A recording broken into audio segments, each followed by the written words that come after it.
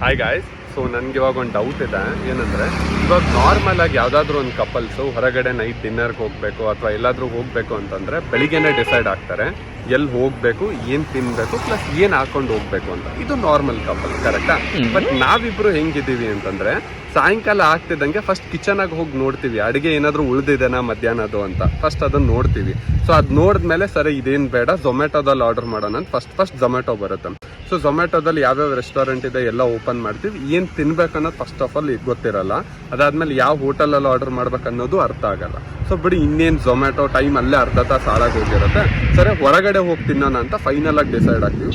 ಹೊರಗಡೆ ಹೋಗಿ ತಿನ್ನೋಣ ಅಂತ ಡಿಸೈಡ್ ಆಗ್ತಿದ್ದಂಗೆ ಫಸ್ಟ್ ಇಬ್ಬರು ತಲೆಯಲ್ಲಿ ಒಂದೇ ರೆಸ್ಟೋರೆಂಟ್ ಹೆಸರು ನೆನಪು ಬರುತ್ತೆ. ಸೊ ಆ ಹೆಸರು ಬಾಯಲ್ಲಿ ಬರ್ತಿದ್ದಂಗೆ ಅನುಷಾ ಹೇಳೋದು ಅದು ಮಾತ್ರ ಬೇಡ. ಸೊ ಅದು ಮಾತ್ರ ಬೇಡ ಅಂತ ಅನ್ಕೊಂಡು ಬೇರೆ ಎಲ್ಲ ಯೋಚನೆ ಮಾಡ್ತೀವಿ. ಲಾಸ್ಟಿಗೆ ಹೋಗ್ಲಿ ಬಿಡು, ಅದಕ್ಕೆ ಇದೊಂದು ಲಾಸ್ಟ್ ಟೈಮ್ ಹೋಗಿ ತಿನ್ಬಿಡೋಣ,